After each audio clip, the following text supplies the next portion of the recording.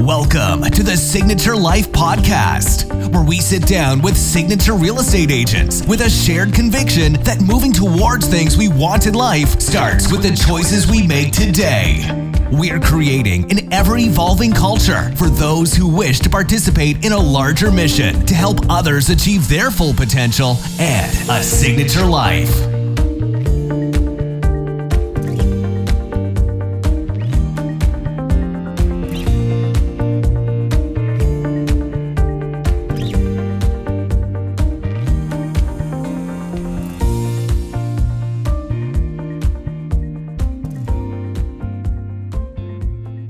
Well, look, I'm really happy to be here with Brandon Roberts today, who I was once a mentor to, and now he's my mentor. People know Brandon Roberts as truly just a good guy, and one of the reasons that I wanted to come to work for Signature was really because of Brandon, because I've always liked Brandon ever since the first. What do you want? He's always been a straight shooter. I heard you hated him at first. No, but I when he asked me about how he prospected, I went and threw a phone book down on his desk and said, "There you go, call some numbers." You remember that? Is that what you did with all of them? That's what I did with you. It worked, didn't it? Yeah, I did. I never learned how to prospect after that. No. Now I teach it. All right, so first, we'll just talk about you, not me. Really? So, yeah. Where were you born? I'm a Utahn. I'm a native Utahn. Do you look at the camera? You can look at the camera or myself? So I was born in Ogden, Utah.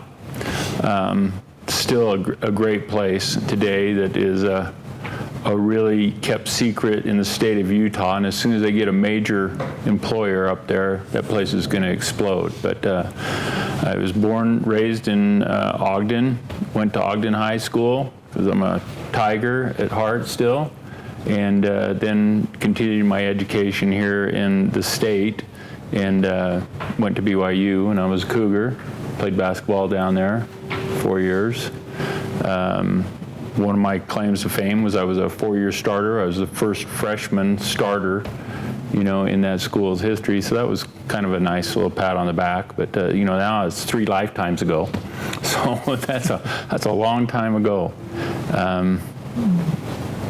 I was raised. I have several siblings, most all who are here in the state of Utah.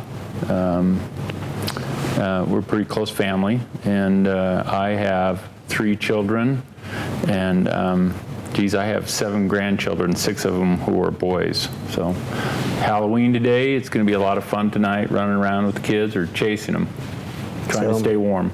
Are all your grandkids as tall as you? Well, they're grandkids. Are they tall, though? We'll see. We'll see. I'm sure they're going to be on the taller side, as my daughters are tall, and their husbands are tall. Not as tall as I am, but we'll see. How tall are you? How tall do you think I am, Brandon? 7'2". No. Everything looks huge from down here. Yeah? No, I'm 6'8". 6'8". Oh, And okay. that's true measurements. So not like those NBA guys who overstated their height. I never really wanted to overstate how tall I was. So it was always accurate. No, I always wanted to be like you, Brandon, so I could slip through the crowd unnoticed, not to get noticed when you were doing something wrong, because we always got found out because there was the tall guy in the crowd. It was the tall guy, and they knew who you were. That's right. Well, I know when we used to go to the membership lunches, it was easy to find the broker because you were the one that was towered above the crowd. That's right. So after college, did you go straight into real estate, or? No, I lived in Europe for a couple of years, and some of the time down in South America. I was fortunate after my career to go over there and play ball for a few years, and it was a special time in life. And if you haven't been to Europe, boy, it is magical over there. Then also got to play down in Buenos Aires, Argentina for a time too. So it was fun. And after seeing the world, because I got to spend some time in Switzerland as well, I really made a conscious decision to come back here to Utah to live, because we have so many great things to offer. I like the outdoor lifestyle. Our mountains, they're not the Alps, but we have incredible mountains. Skiing, which I hadn't really become a skier until after my basketball career was done, but it has been a great joy in my life, and it's exhilarating. So you still ski today? Well, as soon as it gets more snow, I'll go skiing. Not today, but Not today. currently. Oh yeah, skiing is one of those things. It's one of those activities that you always feel like you're on the edge of death, no matter how good you are. Even those guys you see coming down the mountain, they're all pretty much hanging on at one moment or another. And it's an activity that you can do on your own. So for us here in Utah, and particularly this office location, is great for skiers because they can go up, spend a couple hours, get rejuvenated, clear their head, and then they can come back to work and get back on it. It's really a great opportunity we have here with the ski resorts. So you got 4 seasons here, and so what do you do for fun in the summer? Nowadays, I pretty much try to stay out of the sun. Too much fun in the sun when I was a kid. But summertime, like most people, you hike or you camp and spend as much time out of doors, as you can, because we just have a great opportunity here, particularly along the Wasatch Front with so many canyons and access to the mountains. It's a special place. Yeah, I always liked Utah, but moving to Vegas, got used to the heat. So I'm up here now, and it's freezing. Well, I freeze up here too. It's interesting because I can be in very cold weather skiing, and you're okay when you're moving around. But when I'm sitting around, I like to be warm. In fact, I get kidded because I keep my heater going on even in the summertime in my office because I don't like to be cold. Very good. So you got back to Utah after playing ball. Did you go into real estate then, or? No, I didn't start my career right off the bat.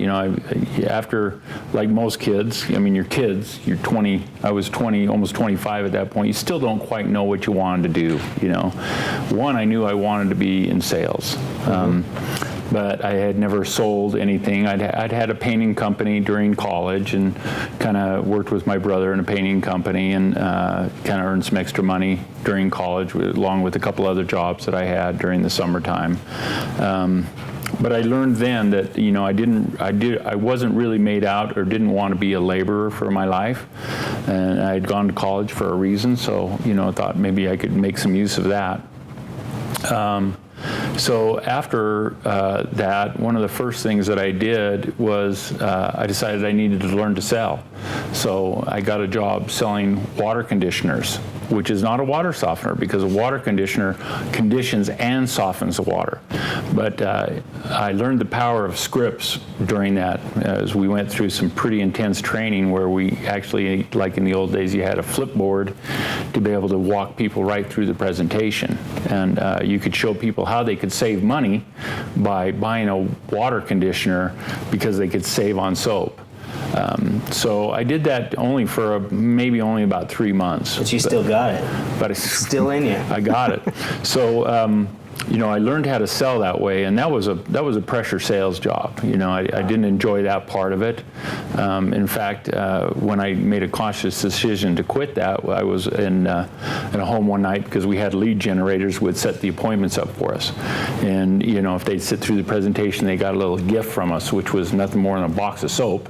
But you'd get in the door, and I was selling to an older couple one night, and they were about ready to sign the contract. And listen, nobody changes the way they use soap, regardless of what the presentation was. And they were about ready to sign, and our water conditioners were expensive. And I could see that really they could not afford this, and it wasn't going to change their life. So I told them that I would be in touch with them. They should think about it overnight, and I went back and quit that job. I've always felt like, you have to have integrity in sales. And at that moment, I did not feel like I had that, and I couldn't do that anymore. So from there, I moved on to additional sales, and I started working for a company here that's no longer in business, but it was in Vira West in Vira West, and we sold limited partnerships. One of the partnerships that was sold prior to me coming on board was an apartment complex over in Hawaii. And that was in the late 70s there, just when timeshare started to become a real thing. And the company had decided to timeshare this building out. So it required us all to get our real estate license. So luckily, that's how I got my real estate license. And we went through the real estate course, which was, like most people, really very interesting. And back then it was only 90 hours, thank goodness. But what is it here in Utah now? It's 120 hours to get your license. And then you have to pass the state portion and a national portion of the test. So we got our real estate license and then started going through the timeshare training. And boy, I felt just like I was back with the water conditioners, and I could see absolutely that that was not something that I wanted to do. And if most people have sat through a timeshare presentation, it is a pressure cooker. And you know, I've never felt good with that kind of process or that kind of pressure putting on people, because we really want to help them make decisions, not force them to make decisions. So I didn't ever do that, and I switched my license with a friend of mine who was in real estate and had been in real estate for about a year at that point, and we started working a project out in Murray.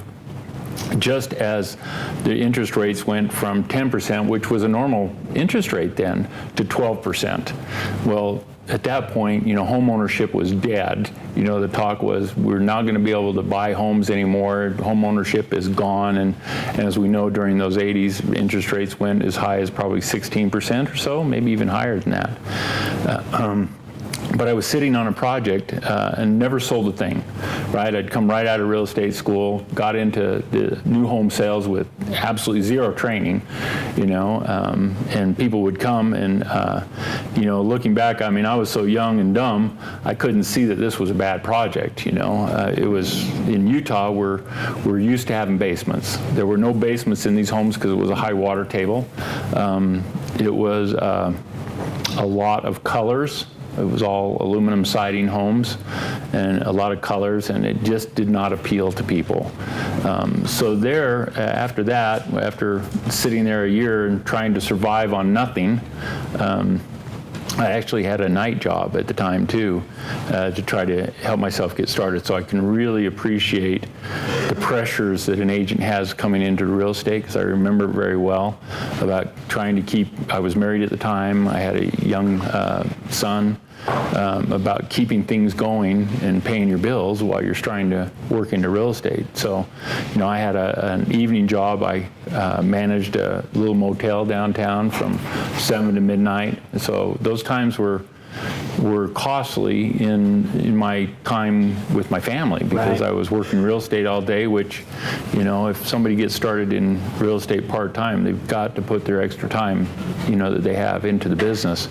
And then nighttime I was, you know, managing. So very little time for my family during that time. And I had to do that for a couple years while I got started in real estate. But so then we went and didn't really open a brokerage, but had Mary Louise Wetzel, and she had a brokerage out in Bountiful, and she moved her office into Salt Lake over on 13 South, and we worked out of that office and had some mild success. I mean, well, back when you were working at managing the motel and in real estate for that year on that project, what kept you going in real estate? I mean, it sounds like you almost got into it by default.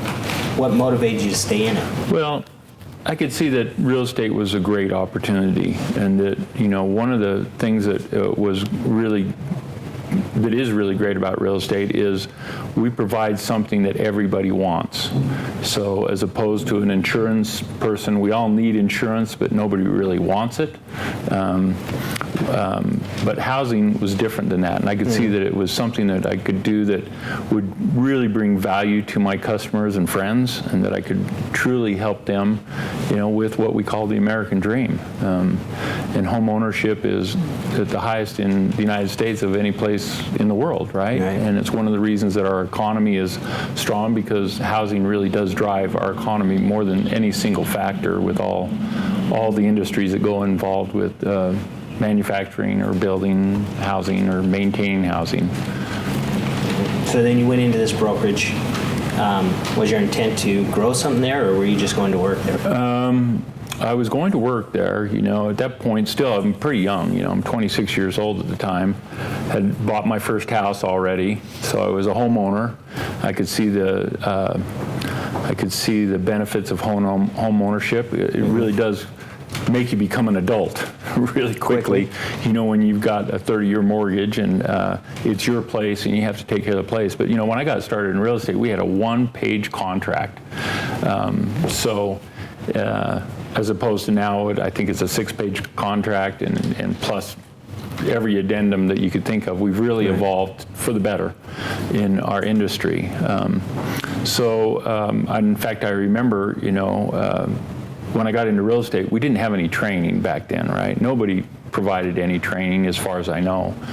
And one of the things that we carried around religiously was the Realtors Bible, which was the Realtors Blue Book.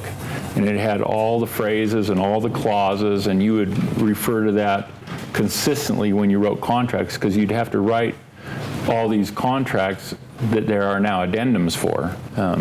So that was a great learning process. And through that, luckily, one of the things that I got involved with was the GRI program, which is a Graduate of Realtors Institute. Right. And that's really where I got my real estate training. And had I not done that, I don't know whether I would have survived, because I really didn't know what I was doing. But that really was a basic real estate course for new agents that I think is still out there. It's still out there. And I would recommend that to all agents, regardless of what kind of training they've gone through, as well as then I went on and got my CRS designation, which is I liken it to a master's degree in real estate. Highly recommend those courses too. And then got my CRB, which is a certified residential broker, which really taught you about how to run brokerages financially, philosophically, why you do certain things. So, but coming back to that, we worked that brokerage for about a year, and my partner had a family, they had a small real estate company in Ogden, and we decided to open a branch down here. So we opened a branch, and I became an owner with them in that, and we grew that in a time where most old-time realtors were getting out of the business, right? They can't do this anymore, and I was making more money than I'd ever made in my life. I was young, didn't need a lot of money, but I was making more money and I couldn't see the problem, so we successfully grew that, and we grew that eventually to 4 offices. Wow. And had, I don't know how many agents, I can't really remember that. I'm sure we had 250 or 300 agents. We had an Ogden office, we had 2 Salt Lake offices, and we had a Park City office.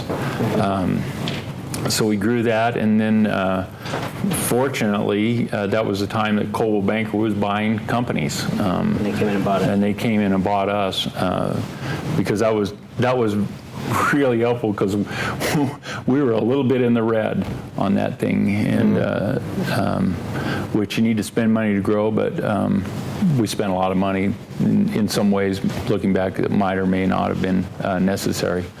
But so then I ended up working for Coldwell Banker for a few years. As a manager? As a manager. So in your offices before you sold to Coldwell, were you selling still, or were you just managing? No, I sold from the time I got my license. I really only sold for about 2.5 years actively, and then I really became a manager, and I've done that pretty much most of my career since I was about 27 years old. Wow. So it was an interesting time. So I ran our Union Park. Well, I ran our Sugar House office, then our Union Park office, which we had to grew to about 75 agents, which was a big office back in those days. And I had some premier agents that are still in the industry today, names that are known. Joan Pate, was in my office, which is she's a very, very hardworking woman. Susie Martindale, who's one of the premier agents in the industry and is well known, and Brian Gofferson, who now runs one of my competitors' offices, and I had a great group of people there, and so we grew that, and then in our Sears, who had bought Coldwell Banker, was at that time divested themselves of their operations because they could see they couldn't really run Sears and run Dean Witter, run Allstate, and run Coldwell Banker, so they started divesting themselves, and that company was bought back. But at that time, with certain conditions, it wasn't working for me, and I went to work for a large independent here in Salt Lake, Mansell & Associates, who you started working for. Yep, that's where I met you. That's where we met, and great company. Probably would still be in business today for sure. Had Coldwell Banker not re-entered the market and bought them, because they bought 3 large companies at that time, which is now the current Coldwell Banker, right. And NRT company, which we are 100% different than that, because in our business, it really has evolved, right? I commonly tell people that there was a day when I really believed that to be highly successful in real estate, you needed to be with a major platform, because for one, you had to go to the office to get the internet. People didn't have the internet at their house. It was a very expensive item, and you typically had to belong to one of those companies to have any kind of marketing opportunities.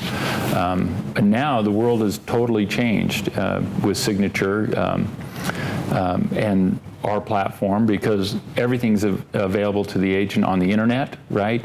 In today's real estate world, it's all about the real estate agent, and the client relationship that they have, not the company's relationship. So I think we're very fortunate in bringing this opportunity to agents here in Utah, particularly as you've done down in Vegas, because this is a company that has really, and I truly believe, been development with the best interests of the agent in mind, not the company, where I can take a look at our competitors and the major platforms out there. Their platforms are really about how much money they can make, from the agents in every little thing that they do. And ours is all about how can we help the agent benefit in their business and in their personal lifestyle, and how can they take more money home to their family, which to all of us is the most important thing. Right. Well, I could talk about Signature all day, but I want to kind of go back to Mansell. And when I met you, you were up on Foothill, and you hadn't moved into the new space yet. And did you open that location, or was that one open? No, I did. When I first went to work for Mansell, I originally ran their Union Park office. Okay. Al Mansell, who is a famous name, he was a National Association president. State senator, state president of the Senate. Great guy, and to me, was a big difference from where I had come from, because Dave and Al Mansell were people that you could do business with on a handshake, which is unheard of these days. But it was that kind of person, and we had tremendous loyalty with our company. I felt like we were almost impenetrable from outside forces, because there really was a high level of respect for the agent, and because as management we consistently talked about, when we were making decisions as a company, how it would affect the agents, and was it good for the agents, which is the same thing we're doing here at Signature. Is it good for the agent? And I think through that we had a tremendous amount of success. But then we were having problems with our Salt Lake office. People were leaving the Salt Lake office, and Al Mansell asked me to go run the office there, as they kind of had things more under control at the Union Park office at that point. And we had, I think we had about 100 agents in that office at that time. But I went up to the Salt Lake office, which was located at the top of 45th South in Wasatch. I had the greatest views in the valley. I could watch storms come in. I could watch the sunsets. I was above what we had as smog at that time, which is even increased now, unfortunately. But our air quality is a major concern here. I lived 45th and just below the highway there. I loved it up there right before I moved to Vegas. Right. Yeah, great area. Great location.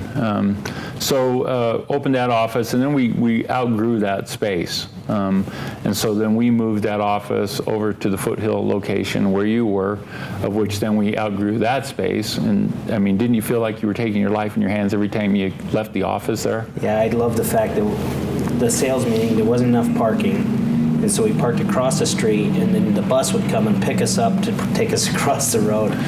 Real estate has really Yeah. changed. Now in that same location, they've created a back way out of that parking lot, which was is really smart. needed, so you can come down to the light and get across Foothill. Because I was every day fearful that one of our agents would be getting in a serious accident coming or leaving that office and headed south, but it never happened. But the environment in that office was neat, and I think the culture that was developed in there has a lot to do with you, but also how that office was just laid out. There was some great people in there.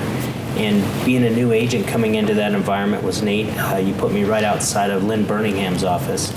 And Lynn was a great agent for a long time. And I learned so much listening to him on the phone. He used to take the floor calls. And I just learned a lot of questions to ask. Stuff like that was neat. There was a lot of agents in there that they were willing to share, where I'd hear in other offices that it wasn't that way.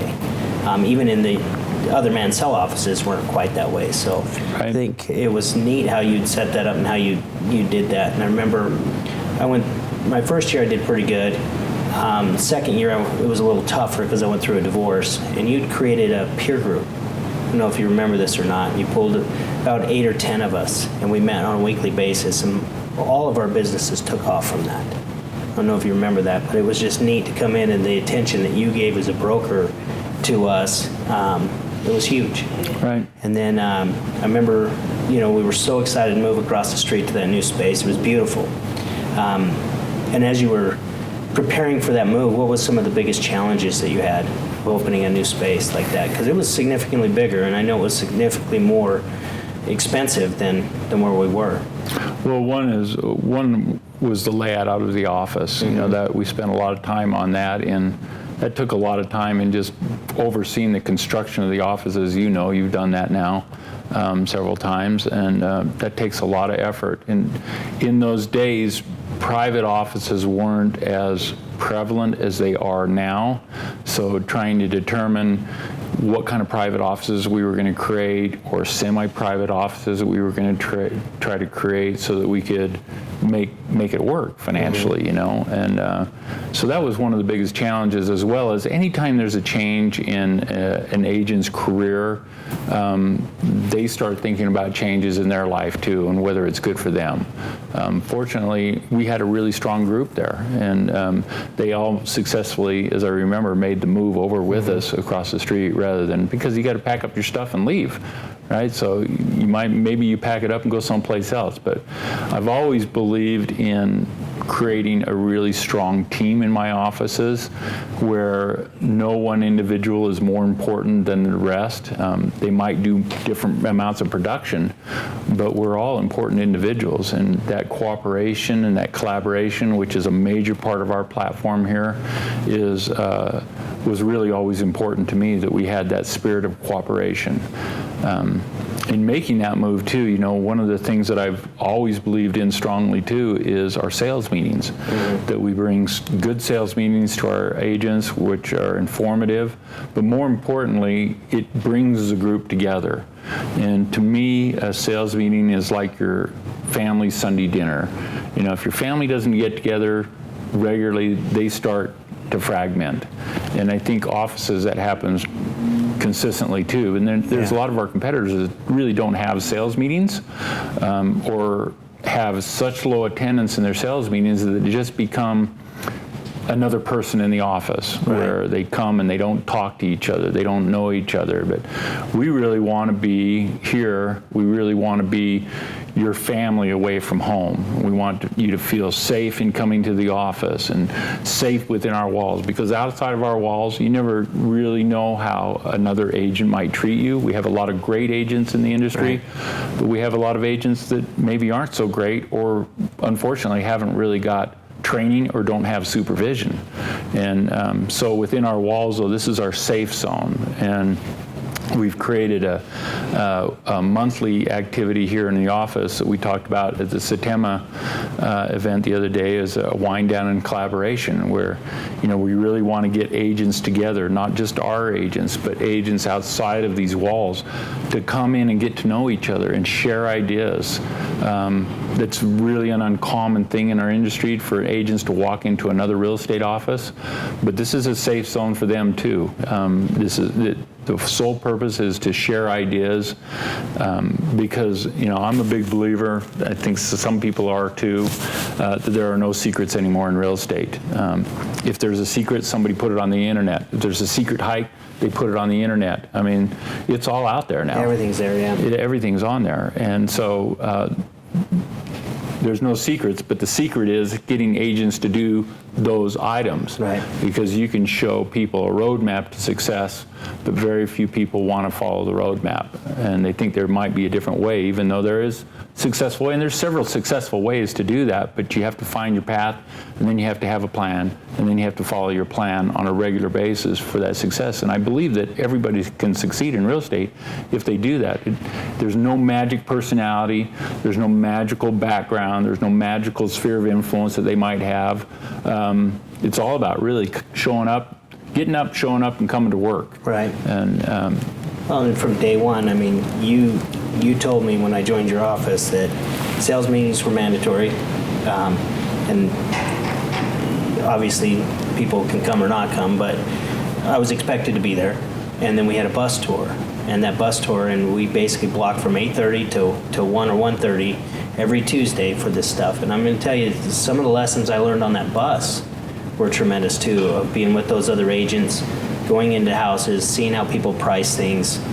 It was just neat. I really wish there was more of that still in the industry, and we've kind of got away from that. But yeah, we certainly have with technology. I mean, all the pictures, which we didn't used to have on the, we just had one picture of the house on the internet. In fact, when I first got into real estate, it's come around so much. When I first got into real estate, it was the 80s, so it was a very difficult market here in Utah, where other parts of the country kind of rebounded in the mid-80s. We didn't really rebound until the early 90s. But our MLS book was, no kidding, about 3 inches thick. And that's where you got your information. And it would come out once a week. Boy, you couldn't wait for that book to come out to see what the new listings were, because we didn't know. We had some hot sheets, but you really didn't know what really the new listings were. And then it evolved from there. We had heat transmitted paper where you could log into the MLS with a phone coupler and print listings so you could get new listings, which was amazing. And then pagers came out.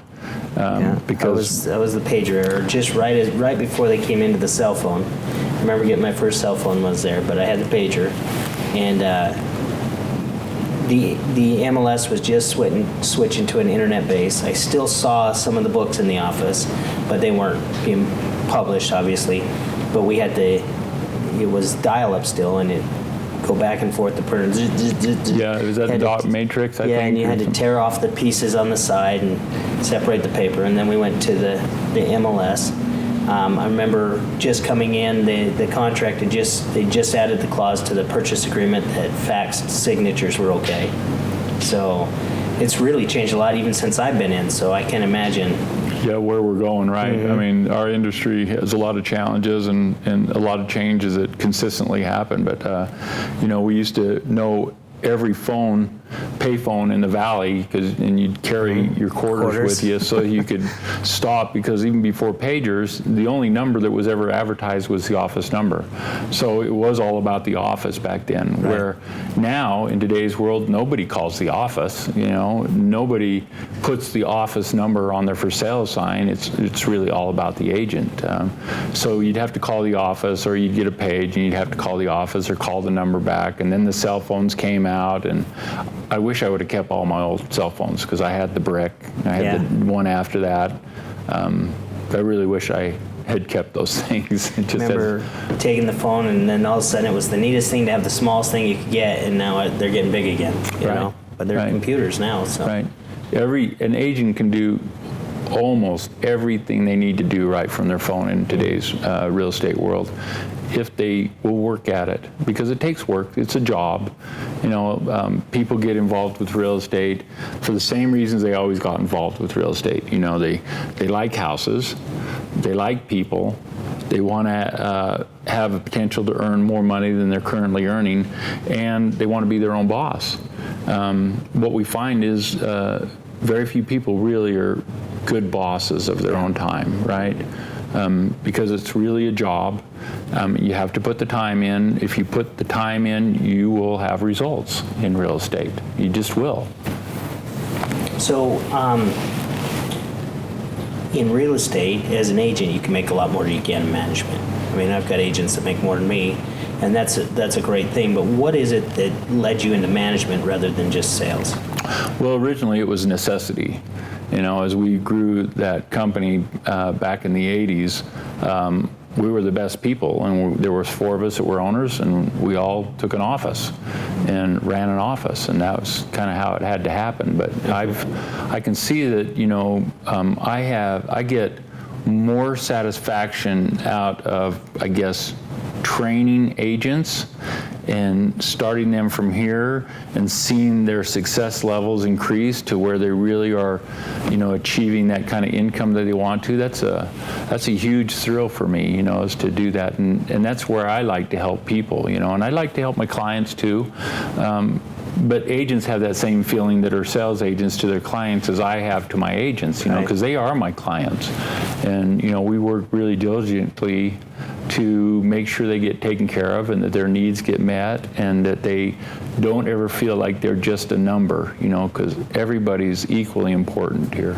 So an agent coming out of school walks in your office, sits down across the desk from you. Can you tell if that agent's going to be successful or not? No. You can't. Right. So what we look for, at least here, I want to start with a good person, and I can tell whether they're a good person after I spend an hour with them or not, and do they have certain principles, because I tell people that there are 3 principles that we want them to have in order to belong to Signature, because, we don't want to hire every person coming out of real estate school. They're not a fit for us, and we may not be a fit for them. Right. But this is how I explain it, is we want people who are trustworthy, we want people that have integrity, and we want people that have honor. Because the honor, we can still be trustworthy in a transaction, we can still have our integrity, but we may not be doing the right thing for the client because agents want a commission or have to earn a commission for certain reasons, but it's the honor that causes us to do the right thing, because we want to do the right thing for the client. And if we do, they will walk away with a high level of satisfaction, and hopefully if we work it right, we'll be, clients for life on that basis. But, I liken it a lot of times to a renter, because I have investment properties, and I've never had a renter not say they love to do yard work. They keep a clean home, but after you rent that property from them, you find out sometimes that that's not the case, and it's difficult because you're under a lease agreement. But here, I've committed to every agent that joins us that if we get that person in the office that is a personality that doesn't match our office, or is not trustworthy, or doesn't have integrity, or doesn't have honor, or feels like they're more important than the group, because there's unhealthy competition and there's healthy competition. Right. So at that point, if we have that personality, that we'll just invite them back out and hope to see it on another side of a transaction, because the growth of our group, the personality of our group is more important than any single individual, and we're not going to let anybody tear that down. So it comes back to hiring the right people, giving them the training that they need to have. If they take advantage of that training, then they can be a great agent. And to me, a great agent is an agent who takes care of the client right, which is entirely different than a high-producing agent. You can still be a great agent and only do a few transactions a year if you know what you're doing, and if you're continuing to educate yourself, because part of every day an agent should be doing something to educate themselves, whether it's forms or the new app or something about their business that they need to be working on and learning about. So NAR came out with a report a couple years back, danger report, and one of the things was in there that they felt one of the dangers in our industry was the professionalism of an agent. What do you think it attributes to the agents that don't take this business serious, and what can we do to maybe clean up the industry a little? Well, that's a tough one because I think as an industry, we've almost been our worst enemy, right? There are so many brokers out there that will hire any licensee. In most of the major platforms, every licensee is a profit center. Whether the agent ever does a deal or not, they're going to make a profit on the agents, which is not like Signature. We want to have high-producing agents, and we want to be looked at here as somebody that says, Brandon Roberts, you're over there at Signature Real Estate. Boy, they got a lot of really great agents, and you guys get the money and you get to direct your business in the areas that you want to grow your business in and spend your money in the areas where you want to grow your business. That's how we want to be recognized. But coming back to that, so many companies have competing brokers. You can't successfully wear two hats. You can't be a broker, in my opinion, and train and run a quality office while you're out selling, because that's a whole different animal and takes a great amount of time. So one, they don't get supervised. Two, they don't get trained. And I think the brokers do agents sometimes a disservice when they hire somebody that they know may not be financially ready to enter into real estate, because it's a scary thing, If people are getting started on a part-time basis, no problem, as long as they push hard with all that extra time that they have and working towards their real estate career, because it just won't happen magically. Right.